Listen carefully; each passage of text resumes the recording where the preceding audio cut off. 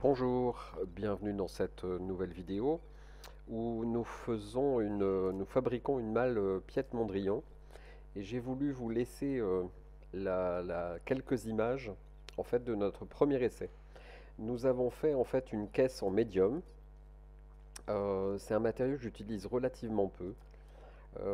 L'idée est tout simplement de faire des séparateurs par des lattes en médium, de manière à reprendre le concept de Piet Mondrian, qui est un artiste qui faisait des tableaux qui sont célèbres avec des couleurs bien précises.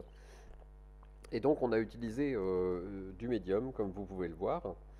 Et on s'est aperçu, malheureusement, au moment de faire les étapes suivantes, que le médium buvait énormément, que malgré en fait la couche de résine époxy transparente que je mettais dessus en première couche, j'avais des diffusions de peinture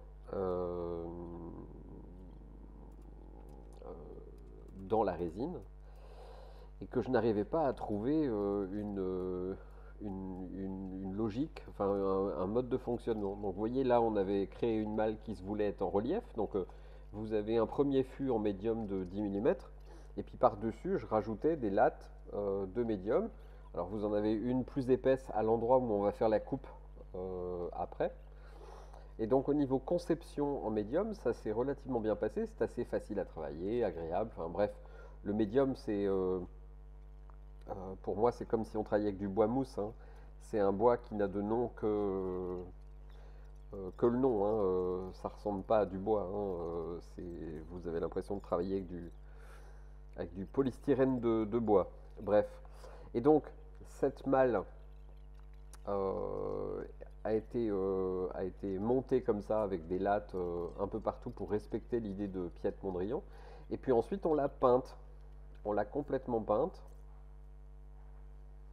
Donc on avait mis des scotch un peu partout. Je l'ai peint à la bombe pour avoir le pourtour noir, puisque toujours Piet Mondrian, c'est comme ça que ça fonctionnait, avec des cases de différentes tailles. Et ensuite, on avait peint en blanc d'abord une première couche, et puis ensuite, pop, directement à la bombe pour faire le noir. On a fait quelques petites retouches, on a attendu que ça sèche, et puis là, catastrophe. Je me suis aperçu de trois points qui ne me convenaient pas, qui fait qu'on a tout recommencé. Le premier, c'est que le médium est vraiment trop lourd. Alors ça, on le savait, mais on pensait quand même qu'on arriverait à gagner un peu de poids en étant assez léger en structure, mais malgré ça, la malle était très lourde, donc ça me plaît pas, puisque le principe d'une malle quand même, c'est d'être relativement léger. Là, je mélange de la résine époxy et en fait, j'ai passé une première couche de résine époxy partout, une couche transparente, et malgré ça, ça a merdé complètement. Donc nous avons totalement refait le projet, mais cette fois-ci en CP. Et donc les images que vous allez découvrir juste après, tout le projet a été refait en contreplaqué. Alors là, la différence, c'est qu'on a découpé le contreplaqué de 10 mm à la scie sauteuse. Et ensuite, par derrière, on a mis une planche blanche. Vous voyez, on voit le blanc. Et bien ça, c'est une planche de 5 mm qui vient gainer, capitonner l'intérieur de la caisse, qui elle est faite en 10 mm et détourée à la scie sauteuse. Avantage, au niveau poids, c'est très très très léger. Donc je retrouve un peu la logique.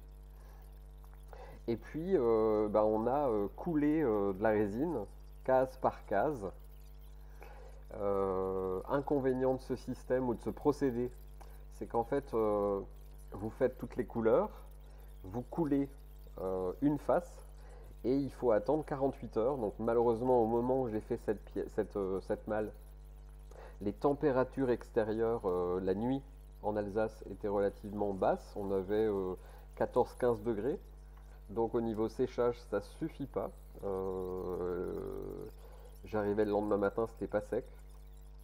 Dans les températures que nous avons actuellement, on a facilement du 25 degrés. Il n'y a aucun problème. Vous coulez le soir, le lendemain matin, c'est durci. Dans les températures et l'humidité qu'on avait, eh ben, il a fallu attendre beaucoup plus longtemps. Donc en fait, je mélange de la résine époxy selon le dosage du fabricant. Hein. C'est n'importe quelle résine époxy suffit pour faire un projet de ce genre-là. Pour vous donner un ordre d'idée, sur une malle comme ça, pour faire la totalité de la malle, il faut 6 kg de résine. Et pour arriver à connaître le dosage case par case, je faisais largeur par profondeur de la case. Hein, donc si ça fait 20 cm par 10 cm, je multiplie par 0,5 qui est l'épaisseur de résine que je veux couler. J'obtiens un volume en centimètres cubes. Et je m'arrangeais pour que, en grammage, j'ai à peu près la même quantité. Et ça correspond à peu près. J'ai eu une seule erreur à un endroit, mais sinon ça correspond pas mal. Donc vous pouvez vous baser à peu près là-dessus. Alors, la résine époxy, quand ça doit être transparent, c'est très très important de débuler.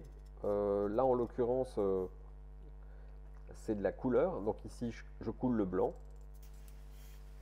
Et souvent, comme les fuites sont assez faciles sur ce genre de choses, j'ai fait une première couche en transparent, une deuxième couche en couleur, et souvent je faisais un tout petit peu.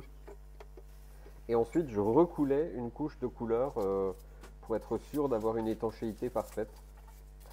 Vous voyez, à l'intérieur de cette malle, il y a un peu de bleu. Bah, à un moment, il y a eu une erreur, hein, une insertion. Voilà, c'est une tentative.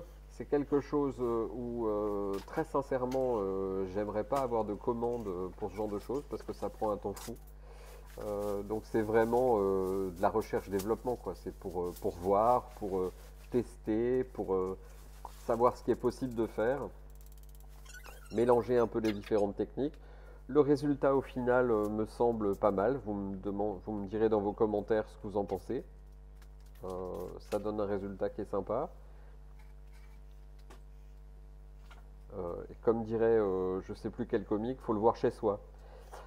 C'est tout à fait particulier, hein. C'est comme la malle Dali que nous avons fait en hommage à Dali. Là, c'est Mondrian. On s'amuse de temps en temps à faire des projets comme ça, qui ont l'avantage de pouvoir, pendant que ça sèche, évidemment, je peux travailler sur mes projets clients. Et voilà ce que donne la malle une fois finie. Vous la voyez pivoter. Alors là, la résine est brute, hein, il n'y a rien. La seule complexité de ce projet, c'est de réserver les zones où vous allez mettre la poignée, où vous allez mettre la serrure, où vous allez mettre les charnières arrière pour être sûr qu'il n'y ait pas de résine à cet endroit-là et du bois pour pouvoir fixer correctement. Puis l'intérieur est simplement gainé directement de tissu. En l'occurrence, on a choisi jaune. Voilà. Voilà, j'espère que cette vidéo aura pu